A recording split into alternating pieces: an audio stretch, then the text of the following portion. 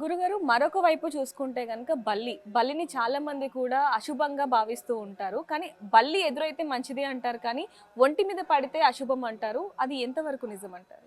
మీరు అన్నట్టు ఆ ప్రశ్నలోనే మీకు ఇక్కడ మీరే చెప్తున్నారు. బల్లి ఎదురైతే మంచిది, లేదా మీద పడితే మంచిది కాదు. మీద పడితే మంచిది కాదు అనేది కాదు, మీద పడితే అన్ని భాగాలు మంచి కాదని చెప్పలేదు అక్కడ.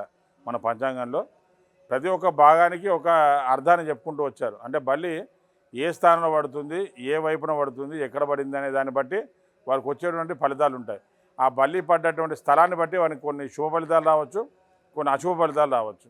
వారికి అశుభ ఫలితాలు వచ్చే సందర్భంలో వారు తలస్నానం చేసుకొని వారికి ఇష్టదేవుణ్ణి నమస్కారం చేసుకొని దీపారాధన చేసి ఇంట్లో పెద్దలు ఎవరైనా కంచికి వేయించిన వాళ్ళు కానీ, బంగారు బల్లిని తాకొచ్చిన వాళ్ళు కానీ, లేదా దేవాలయంలో ఉన్నటువంటి గురువుగారు కానీ అక్కడ పోయించిన వాళ్ళు ఉంటారు. కాబట్టి వారిని వెళ్ళి వాళ్ళ పాద నమస్కరించినా కూడా ఆ దోషం దొరుకుతుంది మన శాస్త్రం.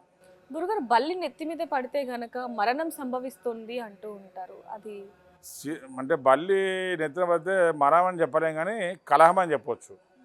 అది మరణం అని చెప్పడానికి లేదు, శిరస్సు కలహం అనేది ఉంటుంది ఖచ్చితంగా. కాబట్టి కొన్ని ఇవన్నీ ఖచ్చితంగా మనము శిరస్సు అనేది బల్లి ఎప్పుడు కూడా నడి నెత్తిలో పడితే మాత్రం ఖచ్చితంగా కొంచెం దోషం అనేది చెప్తారు. కాబట్టి దానికి తగ్గ ఇంతకు చెప్పినట్టుగా పరిహారం చేసుకుంటే ఆ దోష పరిహారం అనేది ఖచ్చితంగా ఉంటుంది. గురుగారు, ఇంకోటి ముఖ్యంగా చూసుకుంటే బలిని కొంతమంది పొరపాటున తొక్కడం కానీ, చంపేయడం కానీ, లేకపోతే తోక విరిగిపోవడం ఇలాంటివి జరుగుతూ ఉంటే దాని ద్వారా ఏమైనా నష్టాలు కానీ, లేకపోతే పాపం చుట్టుకునే ఇది ఉంటుందంటారా?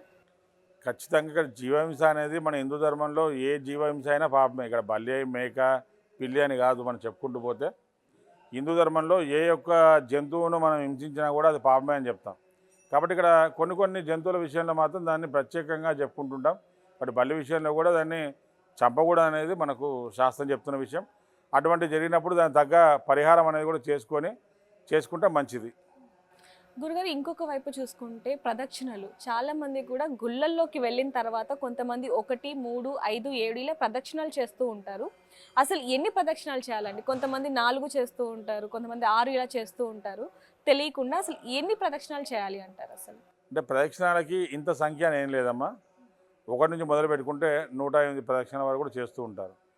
ఈ ప్రతి ఒక్క ప్రదక్షిణ అంటే వారి దేవాలయాల్లో ఉన్నటువంటి విగ్రహాలను బట్టి, అమ్మవారి విగ్రహాలకైతే ఒక తీరుగా, స్వామివారి విగ్రహాలైతే ఒక తీరుగా, శివాలయంలో అయితే ఒక తీరుగా, గణపతికి అయితే ఒక తీరుగా, నవగ్రహాలకైతే నవగ్రహాల యొక్క సంఖ్యను బట్టి ఒక తీరుగా, ఈ విధంగా ప్రదక్షిణాలకి 1, 3, 5, 9 అనేది మనము బేస్ సంఖ్యగా చూస్తాము. ఆ సంఖ్యలు అనేవి మనం ఎక్కువ వాడుతూ ఉంటాం. కాబట్టి 1, 3, 5, 9 అనేటువంటి తొందరగా మనం చెప్పుకుంటూ పోతుంటాం. కానీ ప్రదక్షిణాలకి ఎప్పుడు కూడా మరి వెంకటేశ్వర స్వామి దేవాలయం తీసుకుంటే 4 ప్రదక్షిణాలు చేస్తాం. 4 చేస్తాం. శివాలయంలో అయితే కనుక మొత్తం ప్రదక్షిణ చేయడం లేదు, సగమే చేస్తాం. ఇలా సగం చేసి మళ్ళీ తిరిగి వచ్చి మళ్ళీ అలా సగం చేయాలి. ఆ విధంగా అంటే కొన్ని దేవాలయాన్ని బట్టి, ఆ దేవతా మూర్తులను బట్టి వారికి చేసిన ప్రదక్షిణ కార్యక్రమాలు ఉంటాయి.